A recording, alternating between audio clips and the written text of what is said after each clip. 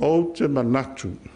Ua tāla whea uma le whaitaunga o le tusi whaitau aso o le aso le nei. Mō lou tūlai mai.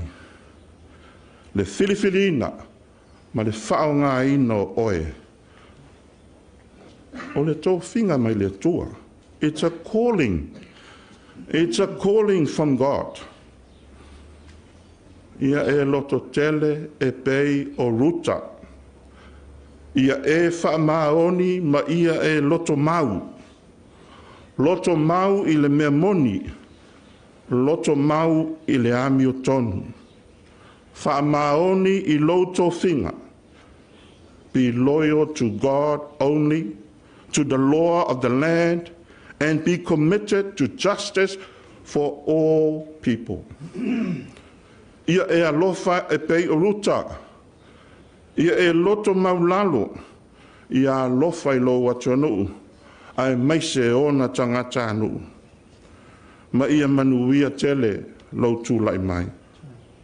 And may the Lord bless you and keep you. May the Lord make his face shine upon you and be gracious to you. And may the Lord turn his face toward you and give you his peace. Say o tātou te tālu. Nea tua siri e se. Nea tua mamalu ma pa ia lau fiu. Nea tua Malo ma atu nuu o lanu magangana ese ese. O lea tua o le lofa.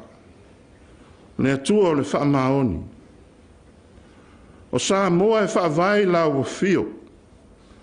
O le talitonunga lea ma le folofalanga na whai o mātou tua a. O le folofalanga mātou te whaauga wina. O whai ilangi la lātou fōlaunga. O tā oto mai i lātou i tia sā. Ai o lo o tū pēa la lātou mau. Tū matila pēa la lātou whiau. Ia whaavai nea tua Samoa. Mātou iai le nei tai au fau. Whaatumulia i mātou i le nganga whaafitai ma le oli oli. Ona o le nei whaamoe moe tāua. Whaatau tō ina ma le whapa ia ina o lau au auna. Whamanui. Whamanui ai lona tūlai mai. Whaatino ina o le nei tofi tāua. Ia wha o ina o ia i lo susia ma lo tamau ainga. I le tino, le mafau fau, ai Sili le anganga. Li lingi mai au manuia i lunga o Samoa. Ia wali itia lo anganga pa ia o mātou tai tai. Wha manuia i le au mamalu o le Malo. Wha pēr sui o le fono o sui tofia. Wha loto teleina le pāle mia ma le Malo. Wha pēr le whamasino Sili ma le whamasinonga Samoa. Whangangana ina taitai o e kāle sia i lau finangalo. E ia ola manuia pēr tangata anu uma o Samoa. Whātu mawina lau mamalu i lunga o le nei atunu. Le atua na maliwai lo mātou wali i whaola o Yesu. Pui pui mai, tafi e sea mala, o whaeto i lalo pēr le angasala. O la mātou te talo lea. E ala atu ia Yesu ke riso lo mātou li whaola. Amen. Nā tātou whaawau i le pese o le anganga pa ia. Tātou pese i le pese o le anganga pa ia.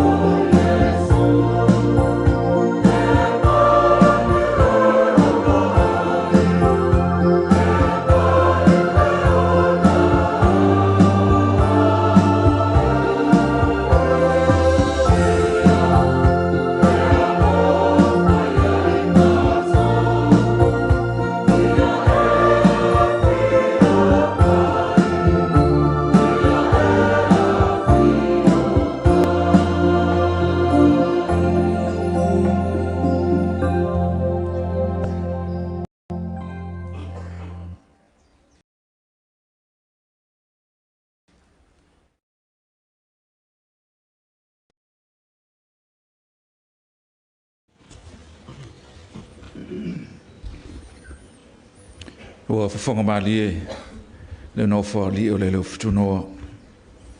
Na wā le maana wanga pa ia. Ia a o se upu wha malosi. Tō mtau inai. Le wha tau tō ina.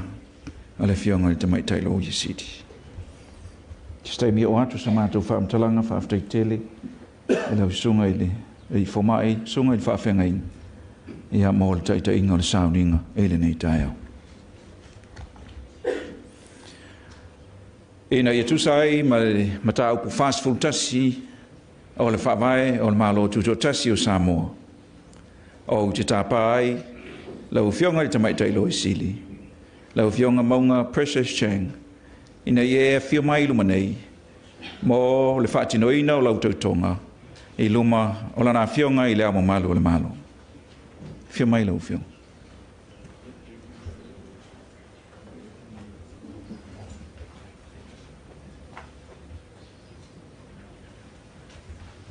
Tapa lau fionga i le amo Malo o le Malo. Lau fionga i le Loia Sili. Tuane lo au tau mtau i tuspa ia. Sao no mai lau tau tonga. Wa o Mauga Precious Chang o te tauto atu I luma le atua si Sili ese. O le a o ngā lua man wha maoni. Ma le alofa ma le whaaitu au I le tōwhinga ua tūwhia ai au. Ma o le a o whaatinoina o tiute uma. E tusa matula fono, le poto ma malosi atua toa. Ua foa ina mai e le atua iate au. E tautua ai Samoa. Ia te sosoani mai le atua iate au. Ia lam tautonga maunga.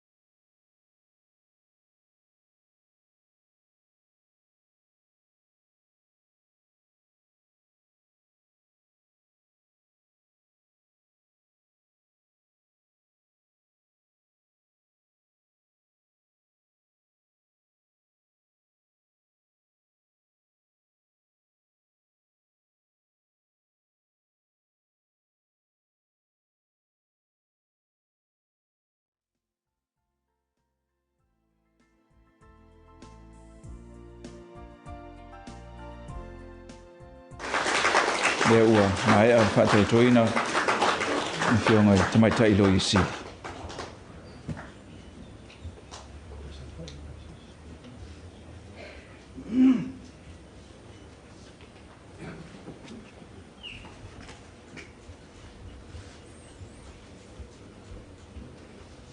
Whawhatai atu leo fionga I leo mamanu.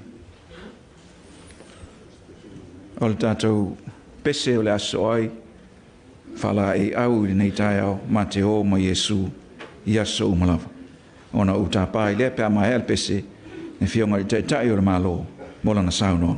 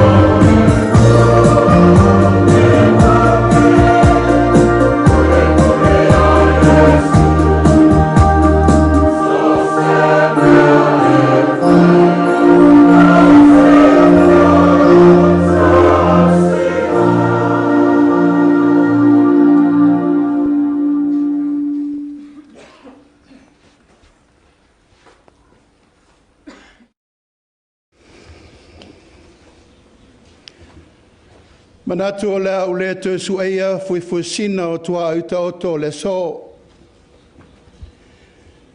E ta wia I no fuli le maa ma whai loa le ao le malamalama. So fala ia o le la fala ma le la afa. Ka wā lea ua maea o na whaalele lupe o le tala le lei o le whaaltanga. Sauno iai I le taitai o le Sauniga. O lea ua sufi lua I malama o ta whaipupula. Ua sula fo I manu o le nei tae au te toa. Ina ua tongo malama I matangiu whenga I maleata. Whale u mautuangeangi malai ola mana whanga. Ma isi tae au ula I fia o le tala le lei. O le atua malana wha o le tanga o lo whawai ai Samoa. Ina ua sao I matau le tātou viinga ma le whaaftai le atua. Whaaftai ai lausunga I le taitai o le Sauniga. Lausunga la tai, la tu, mo whamanianga whalenganga. E alai le whiau o le tala le lei. E pale ai I mātango fie le whamoemoe. I le whaatautoina o le fionga I le tamaitai Loia Sili. Whaatulou le le tupua mo na tapua whanua o malae foi. Mo na leo a malae. Ai mo mua na whaatulou I le maota o li. O lo fio e ai lau fionga I le au mamalu o le Malo. Malau masiofo. Samoa e maota malau a tau ave. Awa o tia whau tau ave le nei. E ui o maota malawa e a fio ai. Le paia I a puni a lava I le whaale fio li I ma le maupu. Suwai le ngata I ala la ta I aile no foa ma le tua no foa. Ma le mamalu I a sale upolu. Paia lava lea wa le fio. Maluta we e o le nei tae ao. Sui o le fono o le sui tofia. Ma lau tau sau whainga. Le paia o le tāwhatolu o le whainga Malo tu to tasi o Samoa. Wa le fio o tau fionga I sui pālemia. Ministal kapeneta ma ministal lango. Fio lau fionga il fafonga fitalai. Sui mamalu le fono ao le fono faitula fono a Samoa. Tio mai lau fionga il whaamsino Sili. Li matamaitai o le whaamsinonga. Tai nane re presidente o whaamsinonga whanuma swafa. Sui o tātou Malo mai whafo members of the diplomatic corps. Faauuga o tanga luenga whalapoptonga le Malo. O te whatalofa atu fo I le paia maualunga o Samoa ua poto. Mai atu ngalunga se iao o I whata tu loto. A wā le paia o ainga ma lātou tama mo lātou ainga. Leu so ngātu mo mapule I tu au ma lātaua. Ainga I le tai ma le vaa o fonti. Samoa o poto. E le whangaloina foi le tāpua inga mau o tātou ainga tutuila mamanua. O te whapai atu foi le paia maualunga o ainga mai tūtaulangi o lau fionga le tamaitai Loia Sili. O wale fio le tu Malo, o wale fio la langafa, ma le nofo tu la fale. A pia le tauanga ese I a te oe fale alili. Tio mai foi le paia o la inga whalangilangi o wā tuala. Sala. Tainane te vanga ma vai fale tausi vatele I a sali murianga. Ma le paia o le tu o le vailo tau tamarianga. Ai ai le talitununga o lea ua whaao tamari I le atua malona fina ngalo. E iai le so ma le whamoe sauno iai le taitai o le Sauniga. Whaamuri ma le ai iai se tala a wapa ia whaletale le lei. O upo tau tino e masani ai le atunu. Iana whilinga I tai ao ma aso whapenei. E ui ina tele le uluniu. Ai ai lava niu o le whilinga. E whili I le tai. Ma sa ili le tua vao se anga waa. A whai e mautu, o na whaarilo leo lupe o mau. Ta tā pāwha manuianga, e iai le tai ao le nei. Aua o le wha loto tele, e tupu ai le loto tele. O le wha malosi au, e tupu ai le malosi. O te talitonu, e wha penale anganga o le tai ao le nei. I le wha tautoina, o lau fionga le Loia Sili Fau. Lau fionga maunga President Chang. O le tōwhinga le Loia Sili le Malo. O lo wha toto I te tonu o le tula whono wha vai. Ma o se tōwhinga tā ua tele. I le puipuinga o tula whono ma le whafoefoina o ngā luenga le tātou Malo. Le tūsai maala o le tula whono wha vai. O ono sfurtolu tausanga o le tātou wholaunga. O se atunu wha te mokalasi e wha vai lunga o whainga wha pāle mene. O te talitonu, o le whātāua o le pule le tūla whono. O le tātou wangano, ma le tātou talitonunga wha kerisiano. O lo wholaua I pēa ma toa while mū ma le whetausiai. Whamamaunga ma le tala whasolo pito. E se fulu ono ia maunga President Chang I la tau na vea ma Loia Sili le tātou Malo. Talu na tātou tūto tasi. Bea ile nei ava noa tāua, whaaleo ina aile nganga whaafitai. Tupu mai, tamali inwhai launga, whale tua matausi. Matama whanau Samoa o e sa tōwhia, ile nei tōwhinga o le Loia Sili le tele o tausanga walu. E mai se ai le sa avea, ma Loia Sili taluai nei, le fionga ia sua Elena, Bobo Clamp. Ua wha malo le whai o le whaiva, o wha malo tau tua atunu, o wha malo I o tau whinga I le tele o tau sanga. O whita mātu wasa na tātou wasaina e o mai lava I le tae aole nei. I so se bala o le tātou soifuanga tau tua, ua sanga wha mautu ma iai ai tātou ma le tātou wanga tupulanga, o le tātou tofi le nei. Nā umai le atua ma tofi o tātou mātua.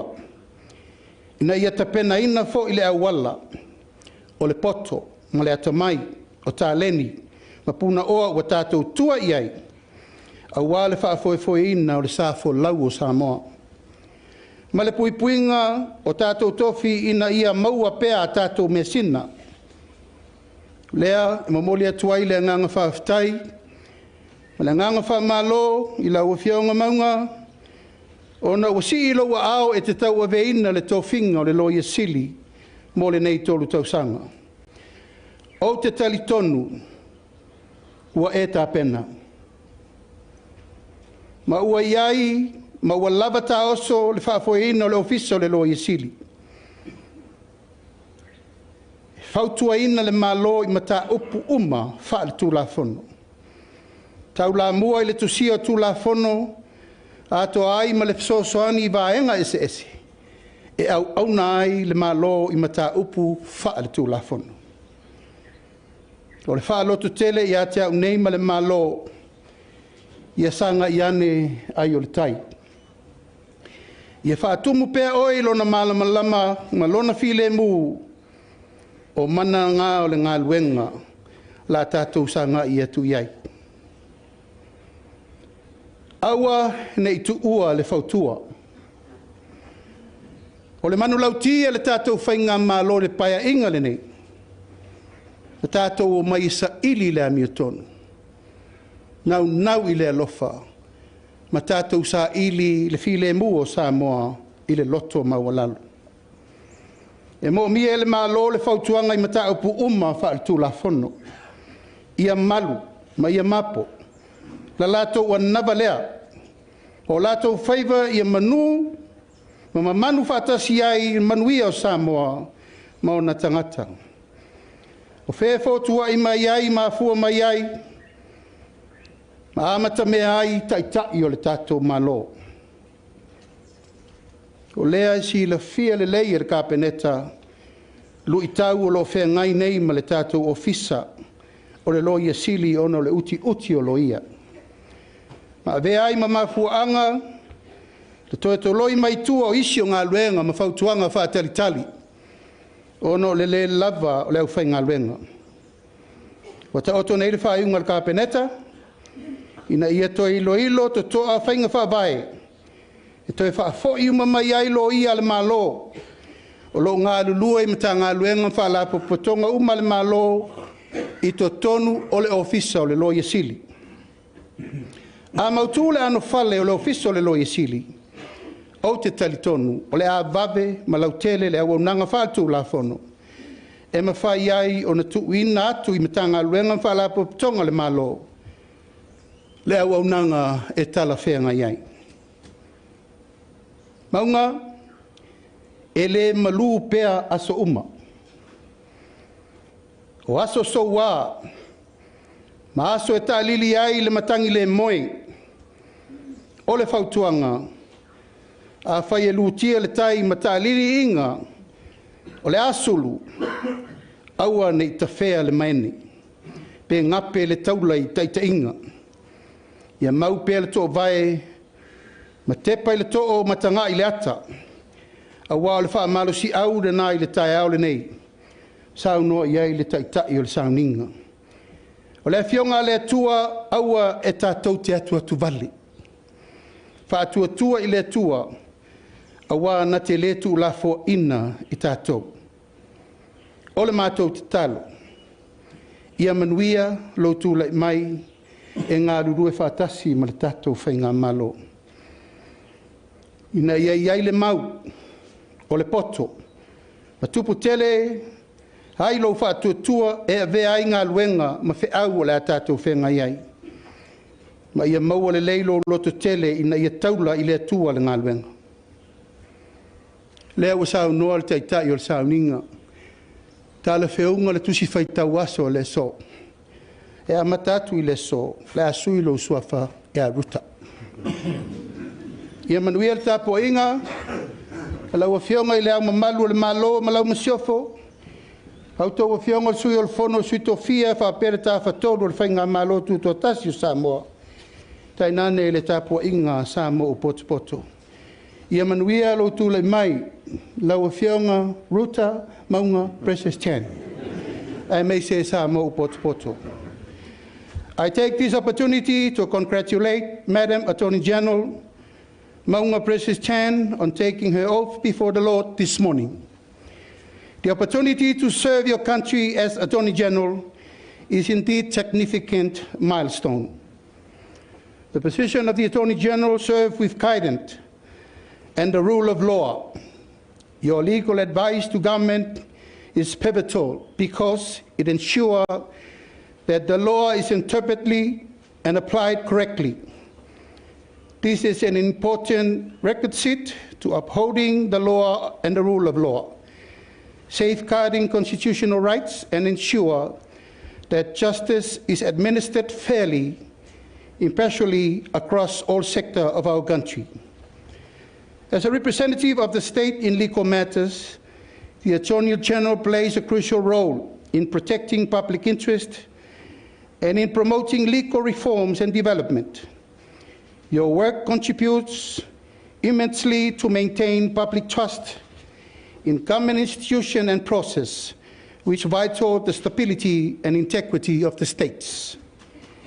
We know your responsibility diverse, but with effective leadership and teamwork, the load becomes light and your office will deliver the expectation of our country.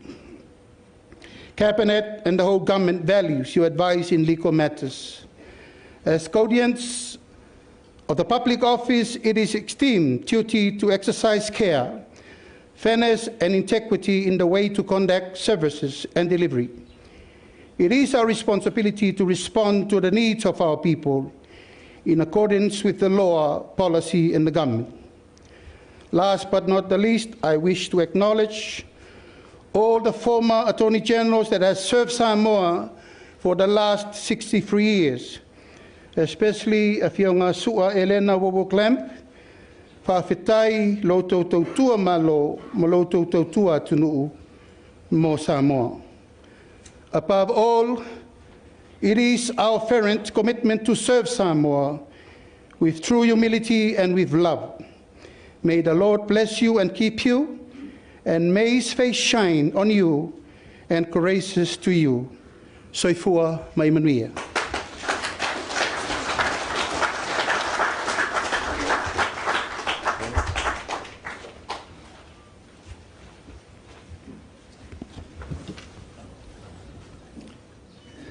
Pafta yatu saunoa. Ia tanoa ili nei tai au. I le uwhionga ili tai o le Malo.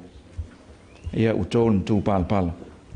Ia wale to finga ua whapena on whatauto ina i nei. Ne whionga ili tamai tai lo i Sili. O te manatu le lau tau o le nei o tapai. Ia lau whionga maunga. Ia mō sinau saunoanga. Whio mai.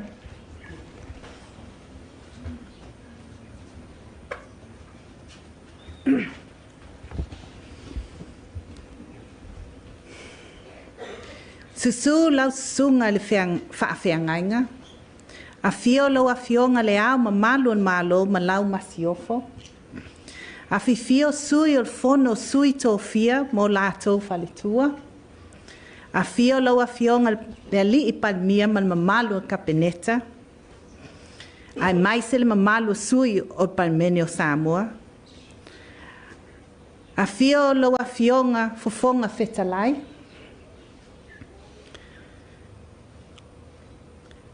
A whiwhio whaululunga o mātanga luenga whaapea man Malo a inga wō mai māsani. O lea ua maea o na tātou whaafetaia lea lofa lea tua I le nei tai au fau. E iai fo I lo o tā ofi e pa ia ma Malo o le nei aso. O lea ua ta oto o se ala o le a le o iaisa o whamtalanga. A wā o pa ia, e mai le vavau, e o le whawavau, o te talitonu, o le whale upolu, o lo lātou lea, whatu a inga e tausi.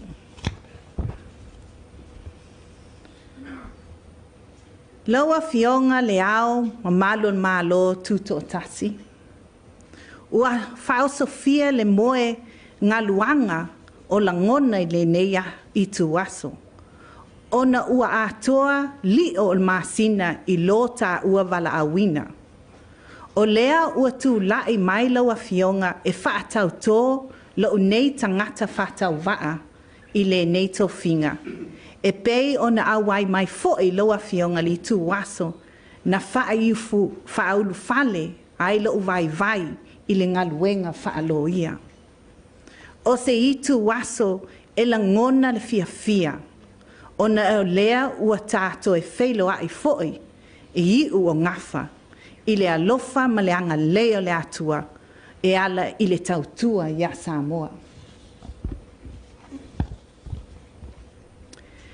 I stand today before everyone here with humility, gratitude, and a profound sense of responsibility.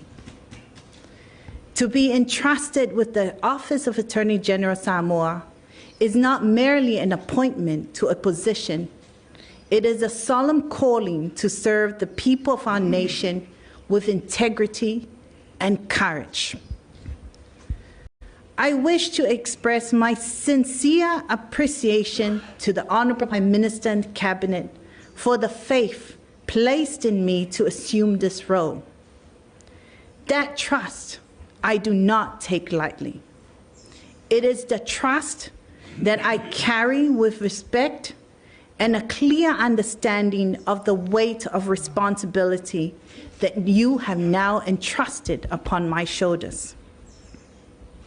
The Office of Attorney General holds a unique place in our system of governance. It must be steadfast, fearless, and dependable. Today, I commit to leading with clarity, to listening with respect, and to making decisions guided not by convenience or popular opinion, but by courage and in the interest of this country. I acknowledge the judiciary, whose role is fundamental to our justice system. The Prime Minister and the Honorable Cabinet whose leadership shapes this nation and for the next 5 years will continue to shape our country. And the public servants who work tirelessly, often behind the scenes, to ensure that the government serve our people well. To my colleagues in the Office of Attorney General, I commit to supporting and strengthening our office so that we may continue to meet the demands placed upon us and we may live up to the confidence that is expected of us. To my parents and family, I know that this decision has been hard for you. I know that you fear me taking this role. Forgive me for my stubbornness, but someone told me I had to finish what I started. So thank you for still standing by me through this stubbornness.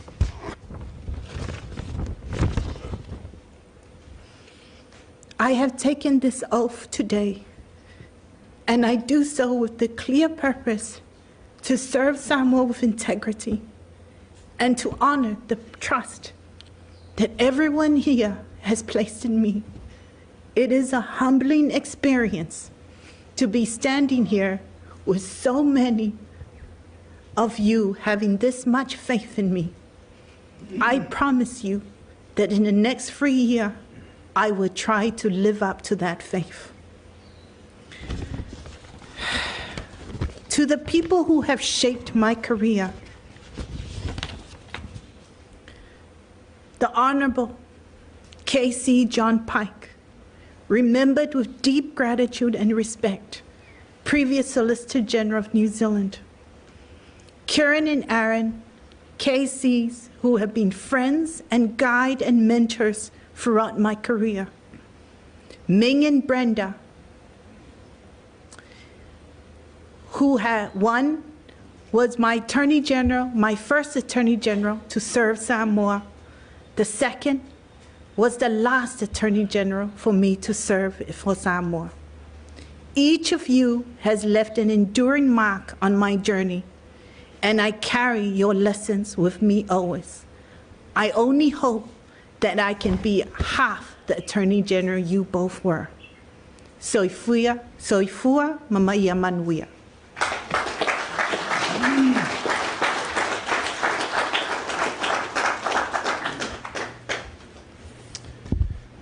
Ja, whaftai atu Mauga, au Saunonga, whaftai fo ilo tutele, and acknowledging your parents who are here among us this morning, Mr. and Mrs. Chang.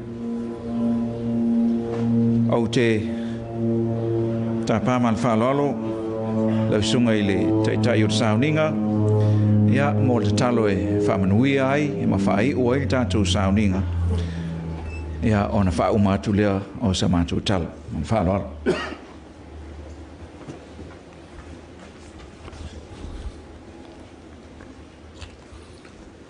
Sia tātou te talo, whafo ina vi inga i le atua, whai uina le manuia, wha moe moe o le nei aso. Le atua lo mātou ta mā. Mātou o mai le si ui, o le nei wha moe moe. Mātou te talitonu o whai uina i le manuia. Mātou te talitonu foi sa e awai i le mea nei.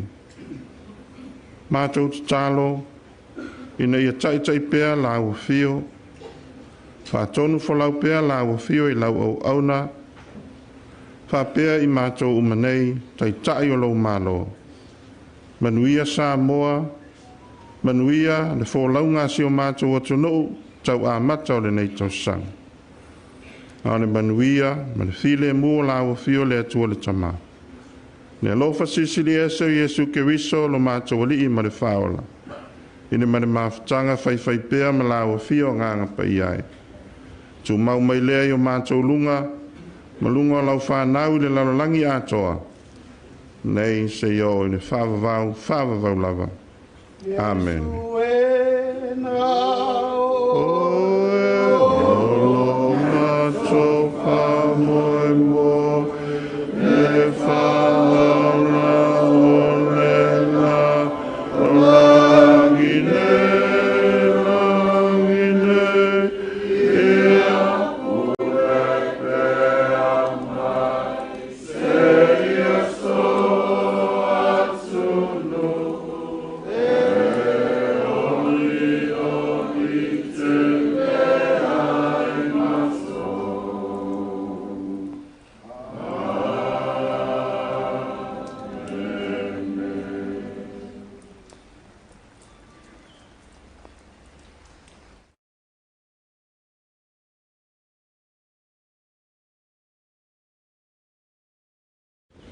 O le ua mo lia le tautasi nei le pute.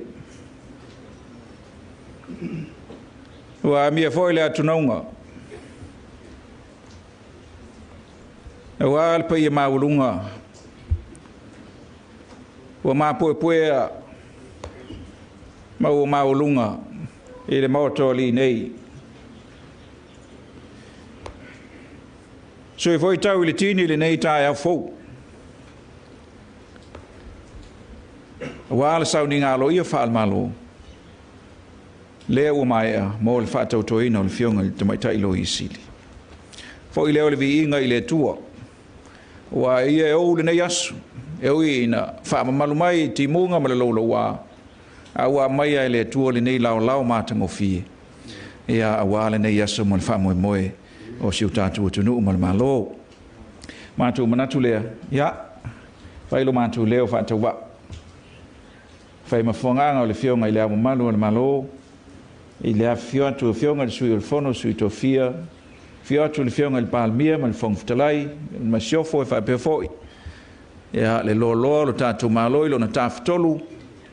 Ma atu te whaleo ina i le ngang whaafutai tele. Lau sunga i le teitai o le Sauniga. Lau fionga i le li fomai. Lau sunga i le tausi mtanga luenga. Latu, latai. Tu sa o le nei aso ma le wha moe. Le ua toi manu ma wha penao na au mai funga o atasi. Wa le nei aso ma le wha manueina. Ia o le wha loto telefoi ma le wha malo si au i le upu wha le nganga. Ia wa le amatanga o le whaulaunga ma le sāwalinga. O le tautua o le fionga le tamaitai Loia Sili. Whaaftai tele lau fionga i le li fomai mo le upu fola.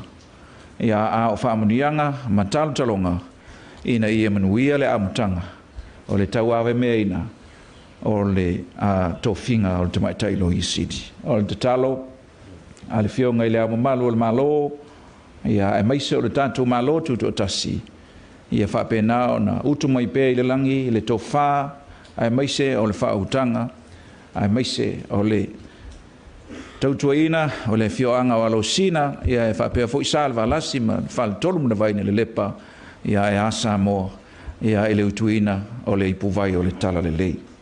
Nuia e lau sunga i le whawhengainga ma le whaletua mana no whaalo ia e whepoi le tausinga o le mtanga aluenga i le fioanga o pia. Mo le atu le whaafitai tele i lau fionga i le amu malu ia mo le taitainga o le nei aso i le whaatautuina e tusa i maala o le tātou tula fono whawai. Lea ua maea i le nei aso i le mātango fia o le tua. A fia mai o fionga i sui o le fono sui to fia, whaafitai tele i lua fionga. Ia lau fionga i le tama ainga sunga i le maale toa e whaapea foi i lau fionga i le papa.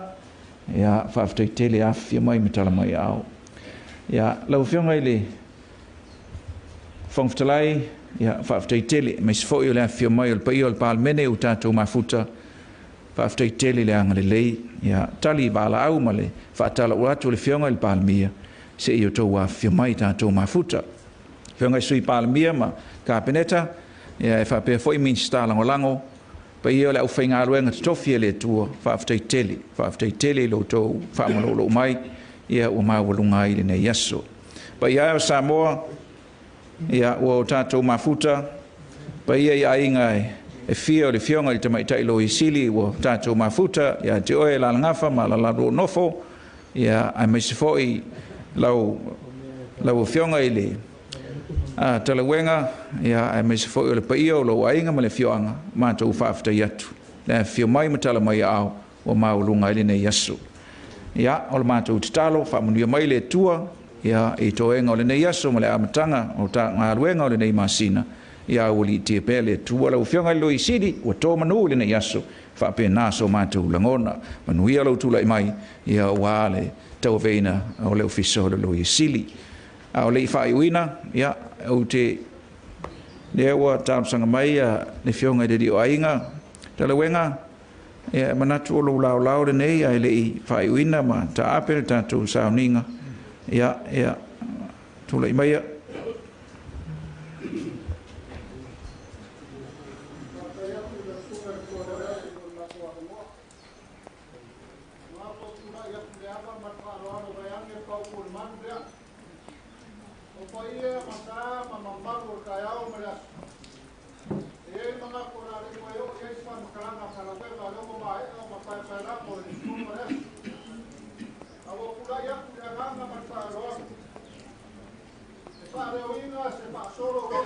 pengainga ile aingo Mauga ai mai se foi o kingao se o mako wa fioanga ia e fa maka ngofia ki le nge yes ai kar kongunga o ngi se o kulanga fa lolonga ma ngi si kulanga ma sang yo laso ngi ia se kaimi o nga fa ilo ku le lo ngofoanga o la fa kingo ile baenga argei kula ia o leo wa ka pengainga la ingo Mauga se fa solo ia mai se foi o ka puinga le fio mai le alo kua kangaloa ia maleri o ainga male afioanga ia fale ani muri o le pai ala vale awala la ngofo male la ngaf male kawanga ese ia fale ani male nganga faro ia asolo me ka ko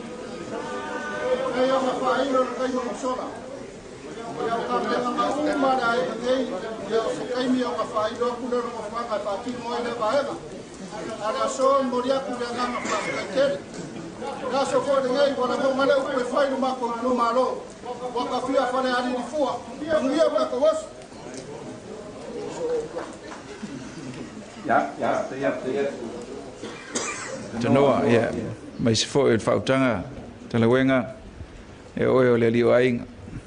E whape foi le fia moi plotu o le alo tua tangaloa, ia e mātango fia, lau ingoa ipu, o le oe au mai Malo i tai aura nei. Ia foi i le tua. Upo o tai tu Malo, le fia o la ngafa mo la nofa mo tawa ese ia fale alili, ia ua mautu atu. Steimi tātou wheloi i malau lua e pe o lau whaukanga, ka roa kusi o e ringe Iasu. Ia, ai, o le ngang whaaftai tele lea, ia il paia la valaulia, whaaftai tele lava papale, ia o leo a amtaina ia ngā luenga o le nei Iasu e tā pa a Sauniga se e tau mawhitanga, ia i steimi e tu umuri atu maa whio atu. Ia, whaileo lau tau mawhitanga e lau ofisa, ia e maisi whautau te liu atu le tuno. Manu nā, manu nei, ia, whapenao tātou fusi e le nei Iasu, e le anga le leo le tua, ala ase i pue mo se ata, ia on tatala lole mo le whaulanga le nei tai au, a Savali mo le tātou media, a whio mai se i pue skako aka ilu mai i o tai o le Malo ma whionga i Loia Sili. Ia on tatala lole mo whaafeiloa i whionga Mauga whaaftai manuia tere nei Iasu ma le whaaloalo.